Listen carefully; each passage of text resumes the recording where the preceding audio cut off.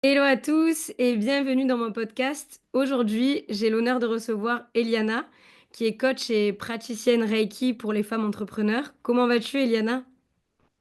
Coucou Inès, c'est un plaisir pour moi de passer ce moment avec toi et du coup avec les personnes qui vont nous écouter ou nous regarder. Écoute, là ça va bien, je suis trop contente de passer ce moment avec toi, j'espère que tu vas bien aussi. Après Oui. c'est aussi la période de fin d'année, je pense qu'on est tous un peu fatigués, ça je vois à mes cernes. Mais ouais, je suis trop contente de passer ce moment avec toi là. Moi aussi, vraiment, ça me fait plaisir de faire cette interview avec toi. Merci déjà d'avoir accepté, c'est super cool. Avec plaisir.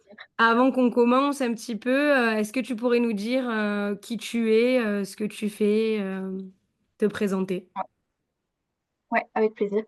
Bah, du coup, comme vous avez entendu, je m'appelle Eliana, je suis coach, praticienne Reiki pour des femmes entrepreneurs ou qui juste sont ambitieuses, qui ont des rêves, qui ont envie de concrétiser leurs rêves et qui veulent se débarrasser de leurs blocages, de tous les traumas qui les ont empêchés de vivre une vie de rêve, de s'aligner à elles-mêmes et de s'aimer tout simplement. Donc, qu'est-ce que je fais? J'ai créé un accompagnement pour ces femmes-là, pour leur permettre d'accomplir leurs objectifs et de matérialiser leur vie de rêve. À côté de ça, je fais aussi des soins Reiki groupés de temps en temps que j'ouvre à d'autres personnes qui ne sont pas forcément mes coachés. Et sinon, j'adore voyager. J'ai un copain depuis bientôt un an. Quoi d'autre? J'adore le chocolat. Je viens du pays du chocolat. C'est vrai. Oui. Sinon, j'adore danser. En fait, j'adore dessiner. J'adore la créativité. C'est pour ça qu'on s'entend bien. Voilà. Est-ce que tu peux nous raconter un petit peu, ton enfance, d'où tu viens, dans quel contexte un petit peu tu as grandi? Oui, bien sûr. Mais du coup, il faut savoir que je suis d'origine portugaise, mais je suis déjà née en Suisse. Donc, mes deux parents sont d'origine portugaise. Ils ont immigré en Suisse très jeunes. Et leur idée, c'était, OK, on va faire de l'argent, on émigre en Suisse, on construit une maison au Portugal et on rentre pour avoir notre famille au Portugal. C'est clairement pas fait comme ça. Donc, ouais, je suis déjà née en Suisse. Donc, j'ai vécu avec deux cultures. J'ai eu cette chance. Peut-être pour certains, c'est pas une chance. Pour moi, ça l'est. J'ai cette chance de créer, de grandir avec deux langues maternelles, de grandir avec deux cultures que j'ai pu finalement mélanger pour la faire à ma sauce, me créer ma propre identité. Mais ça n'a pas toujours été facile. Donc, faut savoir que j'ai jamais été très fine. J'étais toujours un peu enrobée. Et pour la Suisse, c'est pas forcément quelque chose de commun. Et les enfants l'ont vite remarqué que j'étais pas dans les cases, que j'étais pas toute fine comme les autres, que j'étais pas, ouais, je correspondais pas à l'image qu'on avait des filles à ce moment-là, des petites filles. Et du coup, à l'école, je me suis vite fait mise à l'écart. J'ai vite souffert de harcèlement scolaire. Euh, En fait, je pouvais un jour arriver à l'école et d'un moment à l'autre, ils critiquaient mes camarades de classe et d'un moment à l'autre, j'étais bizarre, j'étais grosse, j'étais énorme, je méritais pas d'être heureuse. Les garçons ne s'intéresseraient pas à moi et mes potes, du coup, me mettaient à l'écart sans forcément, juste par méchanceté pure, mais bon, c'est des enfants, quoi. Aujourd'hui, j'ai plus de rancœur, mais c'est vrai qu'à ce moment-là, c'était très, très compliqué pour moi parce que du coup, j'avais vraiment ces croyances, tu sais, où je mérite pas d'être aimée, je suis bizarre, je suis grosse, faut que j'arrête de manger. Je me rappelle tu me dis c'est sur du coq à l'âne, mais je me rappelle d'un moment, en fait, où j'étais à l'école primaire encore, je devais avoir 5 ou 6 ans. Et en fait, la prof, je crois que ouais, j'allais rentrer à la maison manger et elle me prend à l'écart et elle me prend mon poignet et elle enroule sa main comme ça, tu sais, elle me dit, tu vois, en fait, mes deux doigts, ils arrivent pas à se toucher, donc c'est pas normal. C'est que t'es trop grosse, faut que t'arrêtes de manger. Vraiment, elle m'a dit ça. Et ben moi, j'étais choquée, tu vois, un petit enfant que j'étais, je me suis dit, ah bah c'est une adulte, elle a raison, faut que je l'écoute. Et Mmh. du coup, j'arrive à la maison et je dis à mes parents, faut que j'arrête de manger, je suis trop grosse. Puis ils ont trouvé ça bizarre. J'étais Tu là, m'étonnes. mais d'où ça sort? Et j'aurais dit, oui, ma prof, elle m'a dit que j'étais trop grosse et que c'est pas bien, faut que j'arrête de manger. Je veux plus manger. Et en fait, petit à petit, j'ai développé un peu des troubles du comportement alimentaire. Je commençais Mmh. à combler un manque d'affection par du sucre. Quand j'étais en manque d'amour, en manque d'affection, en fait, je voulais du chocolat, je voulais des biscuits, je voulais des trucs sucrés pour un petit peu me donner, tu vois, cette satisfaction un peu, ce plaisir instantané que j'avais pas forcément au quotidien. Et donc, ma relation au corps, elle en a pris forcément un gros coup. Il y avait ce truc où j'avais un manque d'affection, du coup, je me réfugiais un peu dans la nourriture sucrée. Et en même temps, je m'en voulais. Je, je me remercie, je suis jamais arrivée au stade où je me faisais vomir ou quoi. Mhm. Euh, c'est déjà ça. Mais je sais que je culpabilisais, j'étais mal, je pleurais, enfin, j'étais en angoisse des fois la nuit. Et je voulais plus aller à l'école, j'y allais quand même, mais c'était une torture pour moi. Et je t'en parle pas des cours de sport. Alors là, tu vois, j'étais toujours la dernière à être choisie quand il y avait des trucs de groupe. Du coup, ça a renforcé ce truc de, ok, je suis pas assez bien, je suis pas assez forte, je suis pas comme les autres. Et en fait, je m'aimais pas. Je n'arrivais pas à me regarder dans un miroir. Toi, tu me connais, tu sais que maintenant, j'aime bien être coquette, j'aime bien être féminine et tout. À ce moment-là, je m'habillais en gros pull, enfin, le pantalon large, basket tout le temps. Alors, c'est pas mauvais les baskets, mais du coup, je me soignais pas. Ouais. J'avais pas de plaisir à me soigner. Et donc, ouais, grosso modo, l'école primaire, c'est du harcèlement scolaire. École secondaire, donc plus l'adolescence, j'ai grandi avec des croyances où mon corps était mon frein, mon corps était la cause de mon mal-être. C'est ce que je me disais. C'était ma croyance. Je méritais pas l'amour d'un garçon. En même temps, j'avais envie, tu vois. Je voyais toutes mes copines commencer à être en couple, à bien aimer un garçon. Et moi, j'étais là, en fait, j'ose même pas dire si j'aime bien un garçon parce que je sais que c'est ce que je me disais.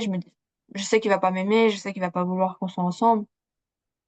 Du coup, j'essayais pas forcément, tu vois, de m'ouvrir à un petit peu à ces relations, tu vois, premiers amours, premières amourettes de jeunesse.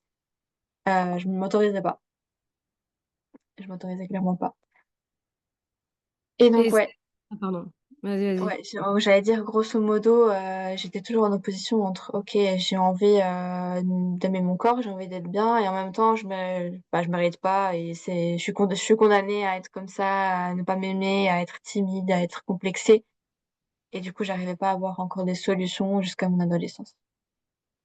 Ok. Est-ce que du coup, donc tu dis que ça a impacté bah, déjà ta confiance en toi, tes relations aux autres et surtout aux hommes, puisque quelque part ça t'empêchait. Comment t'as fait pour t'en sortir? Enfin, c'est pas vraiment le terme pour t'en sortir, mais comment t'as eu le déclic de te dire, bon, maintenant, en fait, faut que ça s'arrête, j'ai envie de prendre soin de moi. Est-ce qu'il y a eu un élément déclencheur, quoi? Ouais. Alors, c'était quand j'étais au lycée, donc j'avais en plus ou moins 16-17 ans. Le dev perso, il commençait un petit peu à se démocratiser, à être visible sur YouTube notamment. Je regardais pas mal de vidéos YouTube à ce moment-là.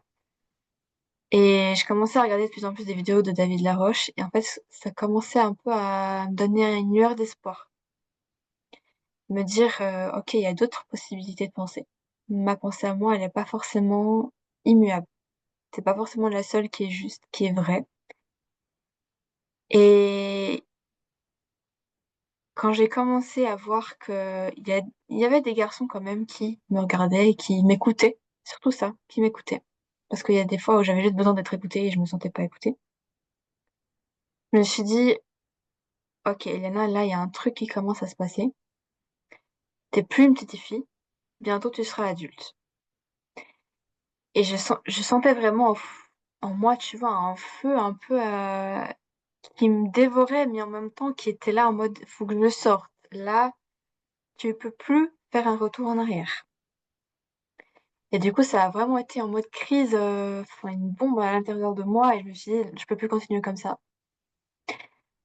Je me suis vraiment dit, Eliana, arrête de tout le temps baser ta vie sur les autres, de tout le temps penser, enfin, faire ta vie en fonction de ce que les gens attendent de toi, de ce qu'ils pensent de toi, ou de ce que tu penses qu'ils vont penser de toi. Enfin, tu vois, c'était une boucle Ouais. infernale. Je me suis dit, non, c'est toi qui construis ta vie. C'est toi qui fais ta vie, c'est toi qui décides de comment tu te traites, comment tu vas faire pour t'aimer, comment tu t'habilles, comment tu incarnes la personne que tu es en fait. Et donc, premier gros pas vers le dev perso et la sortie de zone de confort, c'était m'inscrire dans une salle de fitness. Chose qui me hantait, qui me fait peur, mais je me suis dit non, tu peux pas détester le sport alors que tu sais que t'adores la danse, tu sais que ça te fait du bien. Juste fais un sport qui n'inclut pas une équipe, qui n'inclut pas quelqu'un d'autre, mais qui soit que pour toi, qui dépend de toi, que c'est ton engagement vers toi-même, tout en étant aidé, tu vois. Donc je me suis inscrite à la salle de sport. Mon frère m'a beaucoup soutenue au départ, m'a montré comment fonctionnaient les machines et tout ça. Et en fait, je suis passée de je déteste le sport à c'est mon moment de bien-être, c'est mon moment de défouloir. En fait, c'est ce qui me permet d'évacuer en fait le stress, les émotions un peu enfouies au fond de moi. C'était mon défouloir. Donc ça a été la première chose. Euh, Ça n'a pas été suffisant. Alors j'ai commencé aussi à lire des livres de dev perso, mais en fait j'étais tellement de ce trop plein de développement personnel que du coup je me suis défoncée à la gym, à la salle de sport. Mm. Euh, je me suis un peu bourrée de livres de développement personnel, mais concrètement je mettais pas tout en place.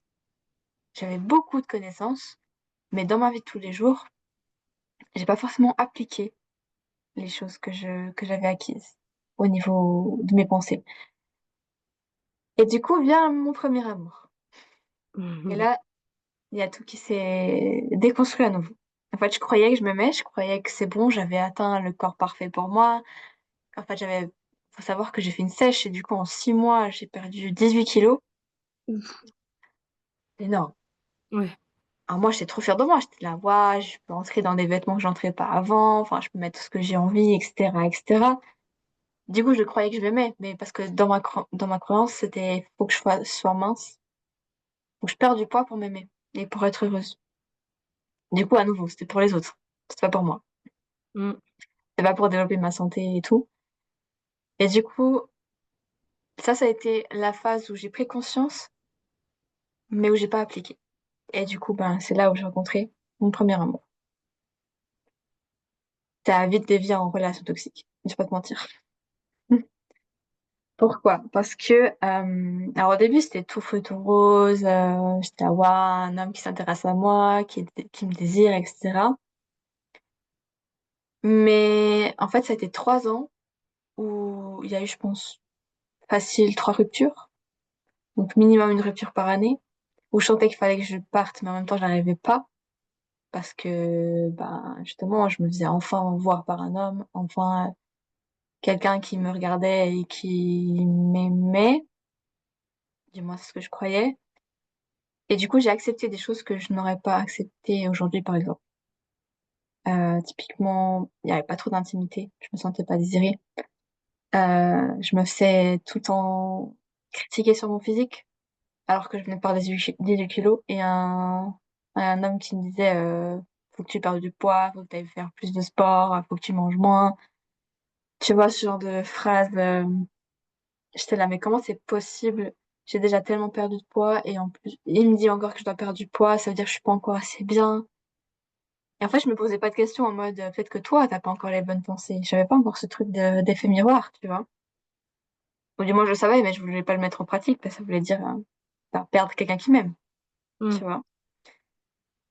Et du coup, ouais, c'était 3 ans où mon estime de moi, elle est redescendue à zéro. Du coup, j'avais l'impression d'être retombée au même stade qu'avant mon lycée, qu'avant ma grosse prise de conscience, tu vois. Donc ça veut dire que je ne pouvais de nouveau plus me regarder dans un miroir, je n'aimais de nouveau pas mon corps, je pensais que l'amour c'était ça, que je devais m'assujettir au peu de miettes que je recevais, que je devais pas forcément me sentir désirée parce que bah voilà c'est comme ça, avec le temps il y a moins de désir. Et du coup je me suis contentée de peu, de très peu. Je me suis contentée d'être critiquée, d'être rabaissée. Et je m'attachais aux petits moments de crise où du coup il se rattrapait, tu vois. En mode me faire à manger, m'offrir un bouquet de fleurs, enfin tu vois, des mots doux quand ça n'allait pas. Et du coup, inconsciemment, je cherchais les crises pour avoir de l'affection. Du coup, je m'auto-sabotais. C'est allé au point où j'attirais l'attention d'autres hommes. Je suis pas allée jusqu'à tromper, mais j'étais pas loin, honnêtement. C'était une phase où j'étais vraiment pas bien. C'était au début Covid en plus. Début Covid, je sentais que j'attirais l'attention d'autres garçons et que ces garçons-là me donnaient plus d'attention et plus d'écoute que mon propre mec. Du Mhm. coup, je me suis dit, bon, il y a un problème là. En plus, en 3 mois, enfin, j'ai peut-être vu une ou deux fois mon copain alors que littéralement, on était voisins.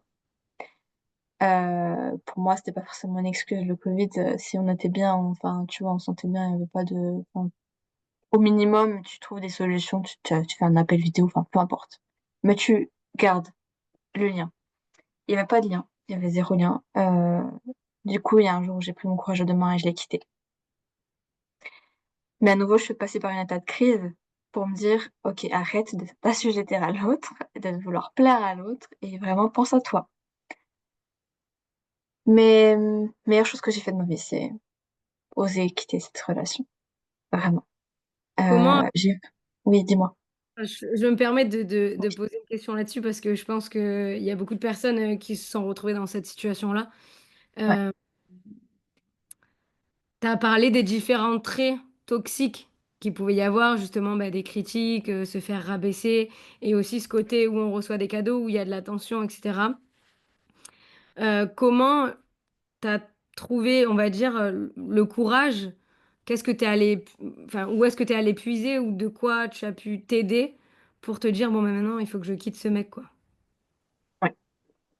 En fait, même si j'étais pas bien dans cette relation, j'ai pas arrêté de m'instruire, de continuer à m'intéresser au développement personnel.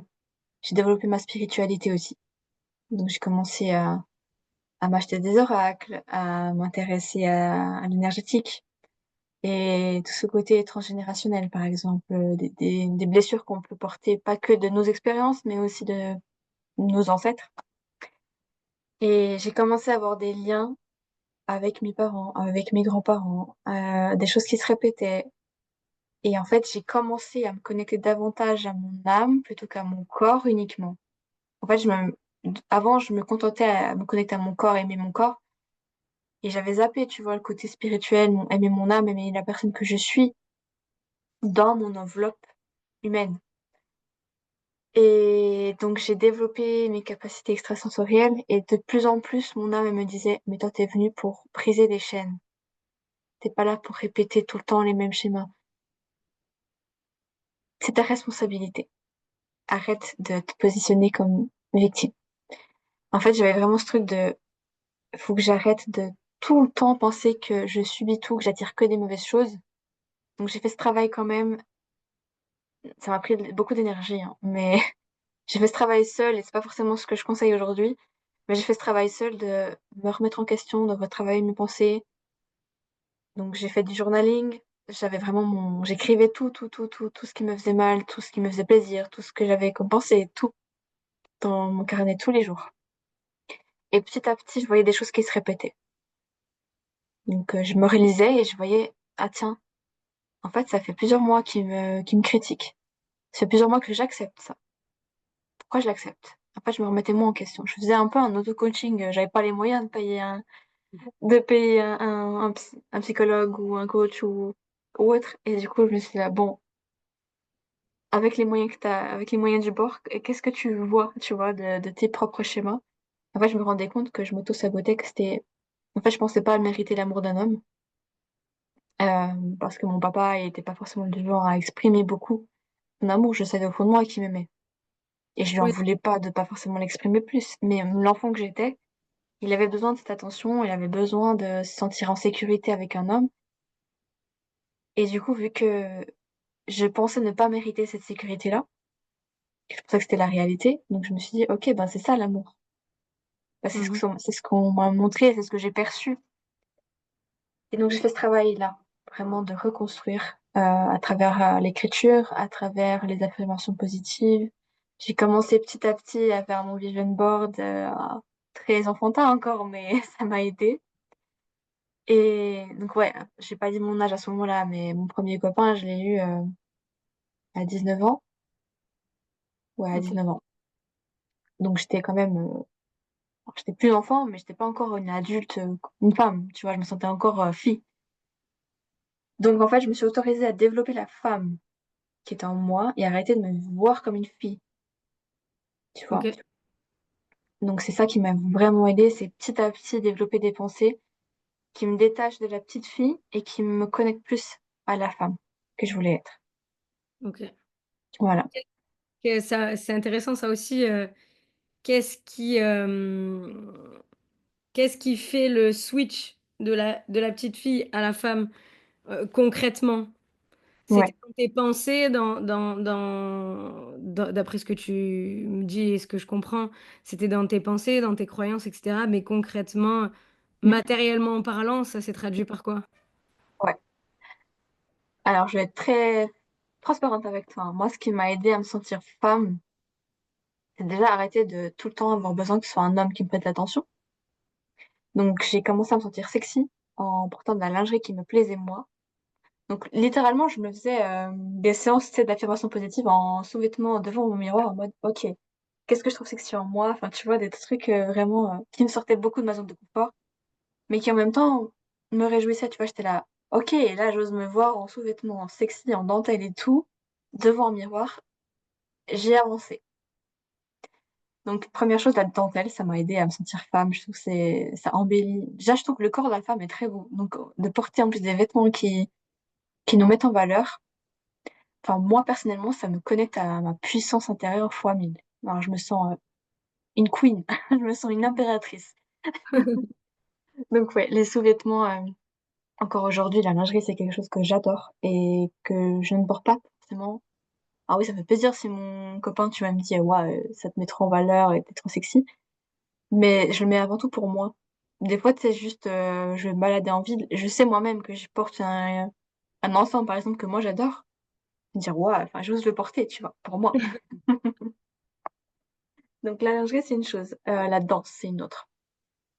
Faire de la danse, pour moi, c'est une des façons la plus intuitive et en même temps puissante pour se connecter à son corps, à sa sensualité, être à l'aise avec son corps, tu vois, oser bouger, oser faire des mouvements qui peuvent être à caractère sensuel. Mais en fait, c'est surtout pour moi me dire, ok, je suis connectée à mon corps, j'arrive à avoir des mouvements, enfin, à faire des mouvements fluides, tu vois, sans résistance, à me sentir belle, à me sentir sexy, à me sentir désirée, à me sentir une avec mon corps.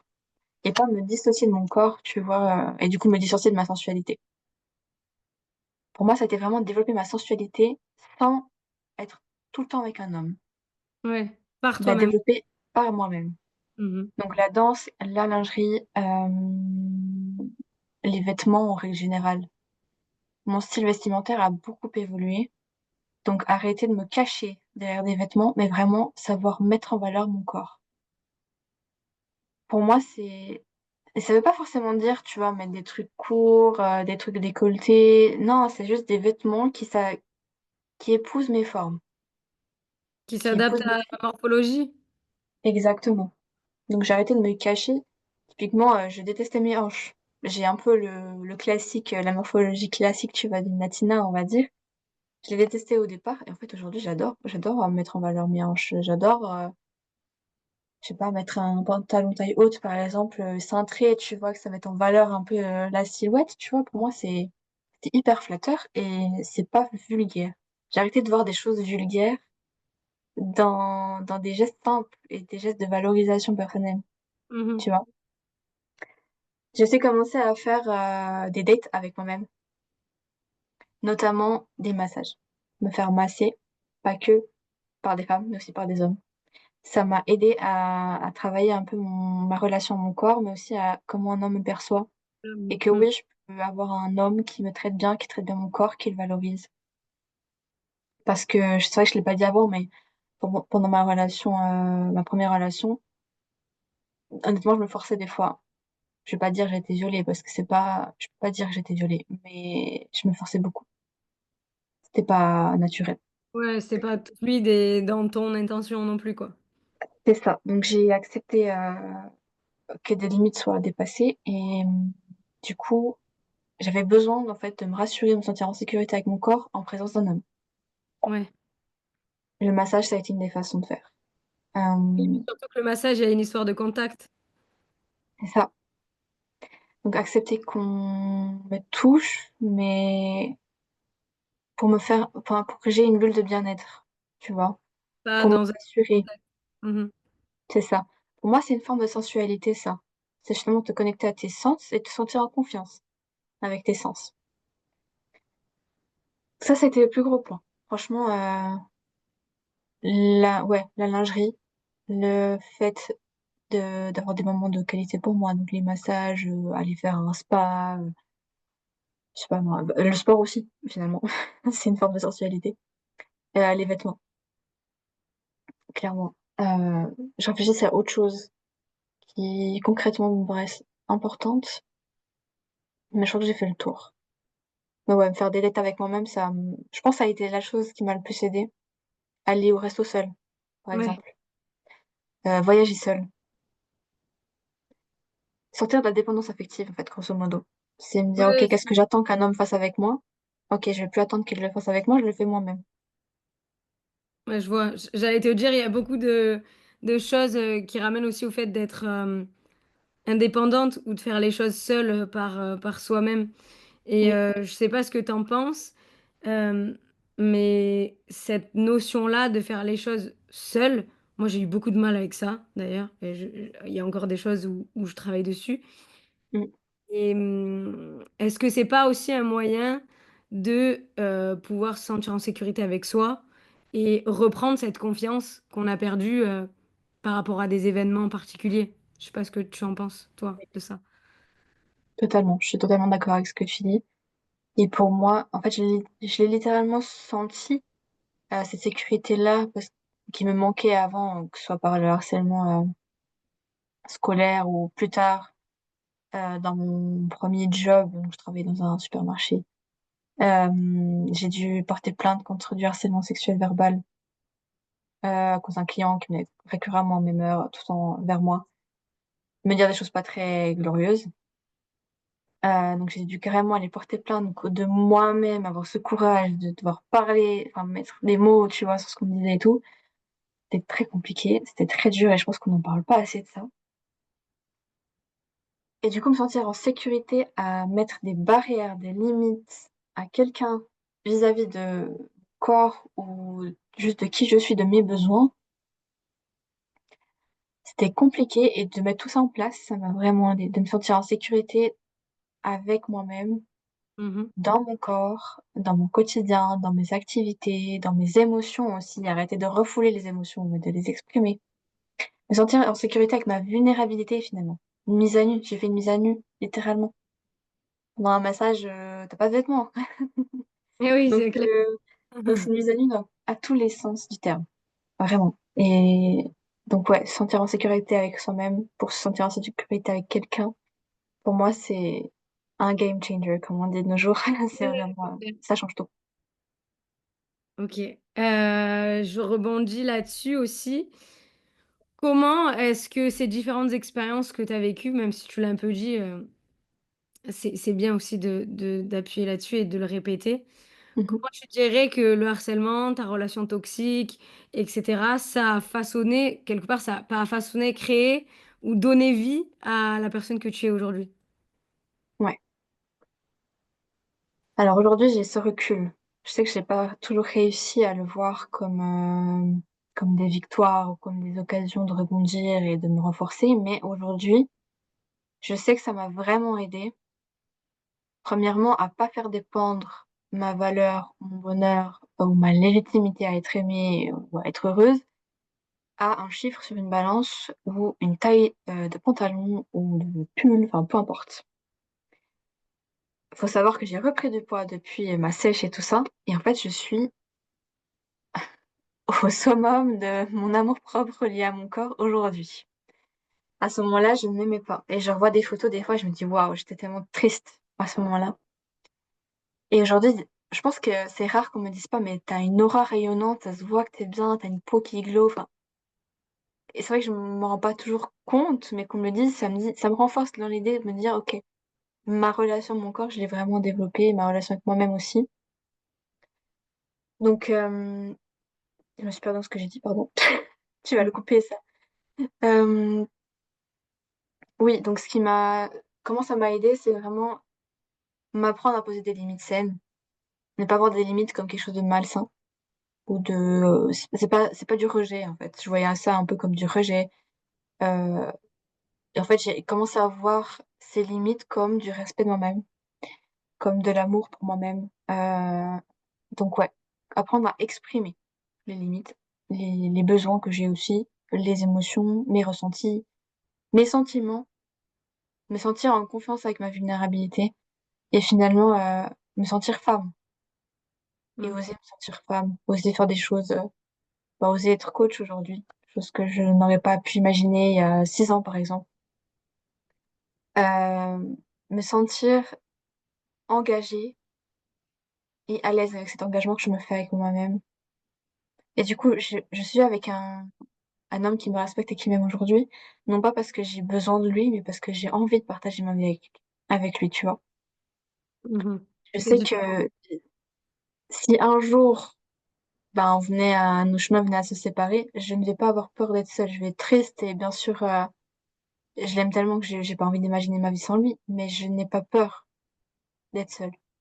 Je préfère être seule et être bien que d'être avec un homme qui ne sait pas me valoriser, ne sait pas me respecter. Mhm. Donc là est la grande différence. Si j'avais pas vécu tout ça, je suis convaincue que je n'aurais pas autant conscience de ma valeur aujourd'hui.